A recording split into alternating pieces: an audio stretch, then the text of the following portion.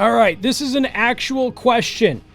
Another thing that I don't often do. Stop the show to answer listener questions. An actual question. How would one convince their wife to let them get an Indian motorcycle? Asking for a friend. The answer is you go buy it because you're a man and you can do whatever you want. That's what. As long as you got the money to do it, go buy it. Don't even tell her about it. Wait until she notices that you have a motorcycle. And then when she says, hey, where did that come from? Oh, yeah, I picked it up on sale. It was a good deal. Well, you weren't going to tell me you're going to get a motorcycle? No, why should I? Well, motorcycles are dangerous. Yeah, well, so's being married to you, but I did both.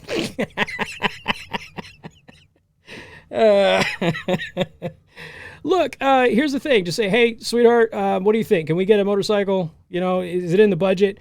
And if she says no, get one anyway. That's all. Don't live your life afraid.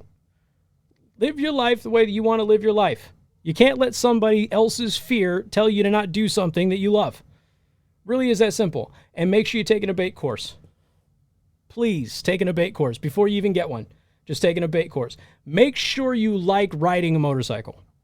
That's the big thing. A lot of people will take an MSF or an abate course and they realize motorcycles are not for them. So take it. Make sure you actually do want one.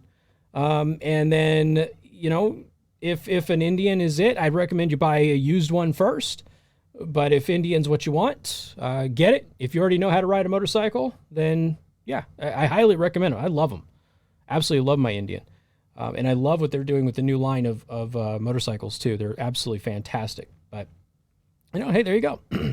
Casey, you're going to cause a divorce. As long as he gets the motorcycle in the divorce, it doesn't really matter, does it? He's coming out ahead. This isn't hard, okay? This is just basic math. But in all seriousness, take a course. A lot of people have been asking me about riding motorcycles lately. Take a course, because there were some people that I have seen in some courses who have decided, I don't want to ride a motorcycle. I thought that I would, loved the idea of it, finally got on it, and not for me. Even if they graduated, there was a couple of people that I knew that graduated and said, yeah, you know what, I'm glad that I did it, but I don't think that I want to ride a motorcycle. So I do recommend that you take the course because, one, you need those basic skills anyway. Don't learn on your new motorcycle. Please don't do that. Go take one of those courses so that way you can learn on their motorcycles. And just take it slow and enjoy yourself. That's really it. So there's not much there. I mean, it's either in you or it's not. It's in me now. It has been for a very long time, and I can tell you that one of my great life regrets was waiting as long as I did to get a bike. Plain and simple. I waited entirely too long. Why? Because my mom didn't want me to have one. Then my girlfriend didn't want me to have one. And my wife didn't want me to have one. And I waited and waited and waited and waited. And then when I finally got one, I really wish that I had ignored everybody for many, many years and I had gotten one. I really do. So don't waste any time. If you want to ride, ride. Nobody can tell you not to. They have valid concerns about your safety. Assuage those concerns as best as you possibly can. My friend was hit at a red light and killed. So I wear a vest that has impact gel on it because the injuries that he sustained by being hit at that red light were the type of injuries that this vest is designed to prevent.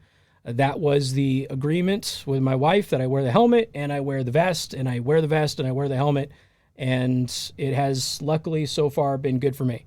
So in all honesty, in seriousness, obviously you don't want to have a major purchase like that without discussing it with your spouse. But I would present it in a way that would alleviate as much fear as they can. And don't live your life afraid to do the things that you love to do. Otherwise, you will not live your life. And it's not... One of the things that will come back, this happens a lot, is, well, you have kids. Right, and I don't want to teach my kids to not live their life because of being afraid. Now, I have no doubt I have no doubt. It tore my family up tremendously when my friend got killed. But I have no doubt that he had a giant smile on his face that whole morning riding to that light where he got hit and killed. I have no doubt in my mind. And, you know, it is a risk that we take every time we get in our vehicle. It's a risk we take every time we go to work. For those of you out there who have dangerous jobs, it is certainly something that you risk every single day.